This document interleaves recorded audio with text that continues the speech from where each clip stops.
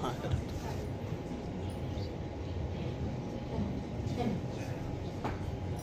सभी को नमस्कार। मैं पूर्वा कौठेकर, इंदौर माता जीजाबाई शासकीय स्नातकोत्तर कन्या महाविद्यालय में संगीत विभाग में गायन विषय की सहायक प्राध्यापक हूँ।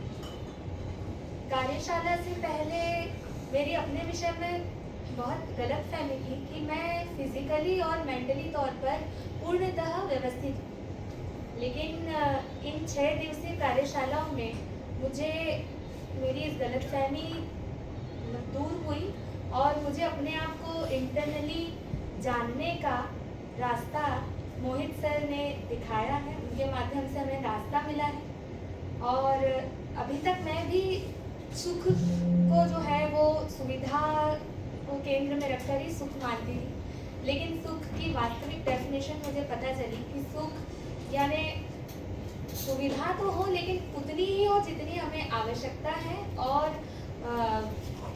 अब दूसरों को खुश रखते हुए अपने आप में खुश रहना ही सुख है, ये मुझे पता चला। और परिवार के विषय में जैसा कि सर ने बताया संबंध, तो उसमें मैं भी एक चीज़ इम्प्लीमेंट करना चाहूँगी कि जब मैं यहाँ से जाऊँ तो कई बार मैं घर में भी या महाविद्यालय में भी कोई भी बात रखनी हो तो प्रस्ताव विधि का यूज़ नहीं करती थी, आदेशात्मक विधि का ही यूज़ करती थी। लेकिन सर के माध्यम से ये पता चला कि कई बार आदेशात्मक विधि से बात जितनी सामने वाले तक पहुंचना चाहिए वैसी पहुंच नहीं पाती और वो उसे कैप नहीं कर पाते। अगर हम प्रस्ताव रखेंगे, सामने वाले को विकल्प देंगे तो शायद उसमें से वो चॉइस देखेंगे उसके लिए उनके लिए क्या सही है और क्या गलत है इसका निर्णय वो खुद कर सकेंगे।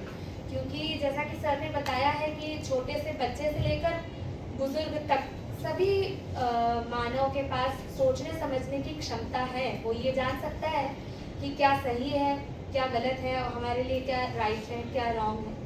और रही बात UHB के नेक्स्ट कार्यशाला की, तो जैसा भी पॉसिबल हो सकेगा मैं उसमें रिफ्रेशर का जब भी कोर्स होगा तो मैं जुड़ना चाहूँगी। और मैं ये सजेशन भी देना चाहूँगी कि क्या होता है कि जब भी हम कोई नई चीज़ सीखते हैं, तो ये सजेशन मैं सभी की तरफ से देना चाह रही हूँ कि जब भी हम कोई नई चीज़ सीखते हैं तो उसकी कनेक्टिविटी बनी रहे तो उस नई चीज़ के सीखने का पॉइंट है।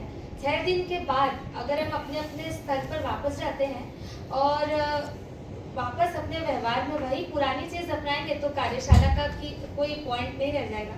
तो मैं ये सजेशन देना चाहूँगी कि जो कार्यशालाएं हुई हैं उसका ऑडियो रिकॉर्डिंग अगर हम सबके लिए अवेलेबल हो सके तो हम कहीं ना कहीं उससे जुड़े रहें। Thank you.